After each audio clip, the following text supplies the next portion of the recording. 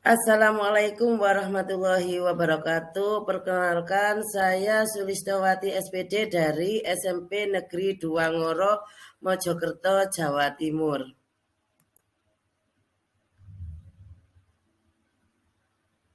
Demonstrasi kontekstual modul 1.16A6 tentang filosofi pemikiran Ki Hajar Dewantara. Ing ngarsa sung tulodo ing madya mangun karsa tuturi handayani. Ing ngarsa sung tulodo artinya seorang guru harus bisa menjadi teladan dan panutan bagi peserta didik. Ing madya mangun karsa, guru harus mampu membangun dan mencetuskan ide-idenya. Tuturi handayani, guru harus mampu menjadi pendorong, motivator, dan pembimbing. Pendidikan menurut Ki Hajar Dewantara menghubungkan antara kodrat alam dan kodrat zaman. Kodrat alam, kekuatan potensi atau keadaan diri yang secara alami yang melekat pada diri individu masing-masing. Kodrat zaman, kekuatan, potensi atau keadaan diri yang merubah secara dinamis sesuai dengan kondisi sosial budaya, masyarakat, atau perkembangan zaman. Kodrat alam, peran guru ibarat seorang petani yang tugasnya merawat padi di sawah, merawat sesuai dengan kebutuhan padi. Artinya bahwa kita sebagai seorang guru harus bisa melayani, memberi fasilitas murid dengan metode pembelajaran yang berpusat pada murid, memberi kebebasan murid agar dapat berpikir kreatif, inovatif sesuai dengan bakat dan minatnya. Artinya, sebagai seorang pendidik, jangan memaksakan kehendak kepada peserta didik.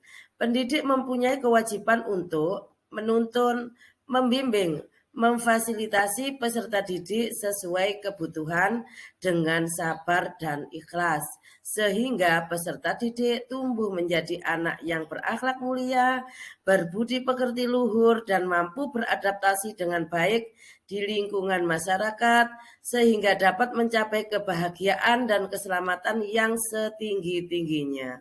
Hal ini tentu saja harus ada dukungan dari semua pihak, terutama keluarga dan lingkungan masyarakat.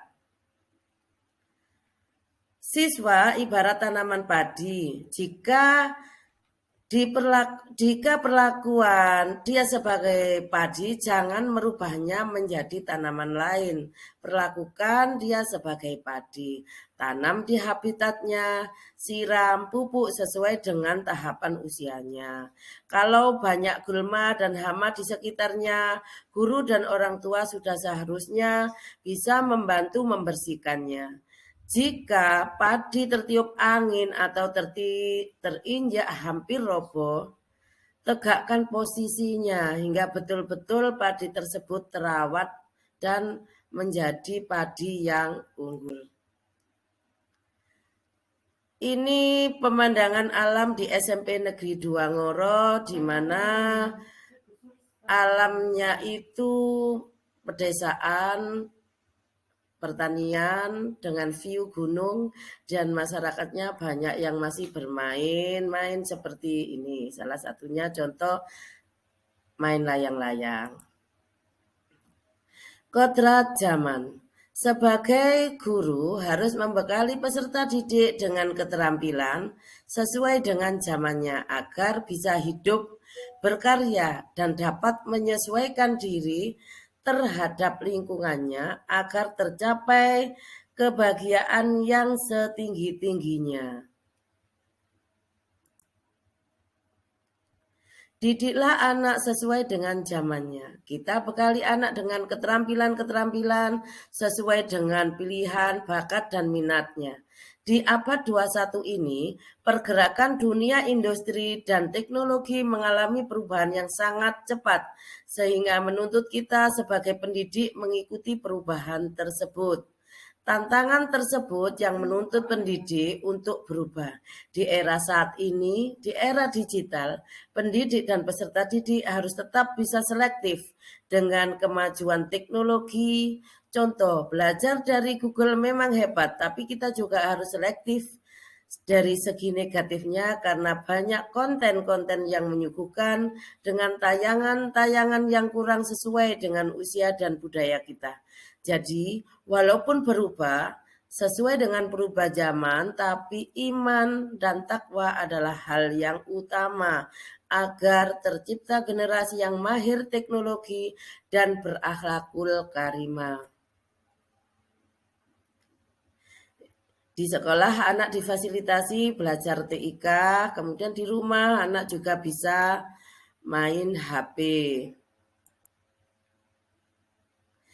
Tantangan yang dihadapi. Bagaimana cara mengatasi pengaruh negatif dari teknologi dan budaya asing? 2. Guru kesulitan menyiapkan modul-modul pembelajaran yang bervariasi yang sesuai dengan bakat dan minat peserta didik.